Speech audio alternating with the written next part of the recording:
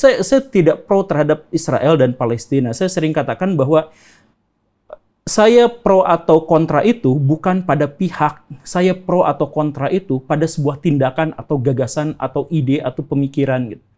Jadi misalkan gini, kalau misalkan ada pembantaian, kalau misalkan ada penggusuran, kalau misalkan ada genosida, maka saya jelas akan menolak itu apapun atau siapapun pihaknya. Tindakan itu. Jadi fokusnya adalah tindakannya. Jadi misalkan kalau di Indonesia ada sekelompok orang yang mengaku mayoritas, kemudian dia menghalang-halangi ada kelompok yang lain untuk beribadah misalkan seperti itu, ya saya tidak melihat pihaknya siapa, saya melihat bahwa itu adalah tindakan yang salah. Kan itu sesuatu yang sangat wajar kan? Oke, semoga orang nangkep tuh poinnya ya, supaya bisa lebih tahu memilah sebuah informasi dan konteksnya, karena kalau digiring mah semua informasi bisa digiring gitu kan. Ya, tapi ini kapan mulainya sih? Ini udah dari mulai, tadi, udah dari tadi.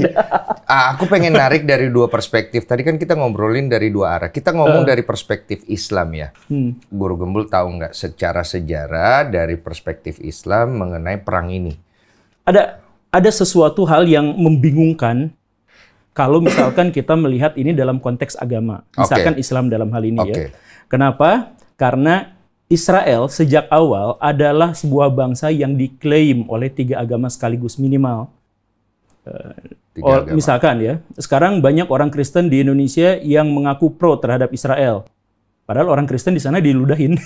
Misalkan seperti itu kalau kita bicara agama ya, kalau bukan hanya Kristen juga. Iya. Di sana semua agama kena hajar. Betul. Iya, makanya kalau misalkan kita berbicara dalam konteks agama, kita akan menjadi sangat kesulitan. Iya, betul. Misalkan tembok ratapan itu milik bangsa Yahudi karena itu adalah peninggalan istana Raja Salomo. Ya, Raja Salomo itu bahasa Islamnya adalah Nabi Sulaiman. Orang yang sama dengan ejaan yang berbeda gitu. Jadi kalau misalkan itu dimulainya sejak kapan dalam perspektif Islam, ya tentu saja kita juga harus memahami itu dari paling awal. Dari kapan misalkan Daud atau Raja Daud itu mengalahkan... jauh banget.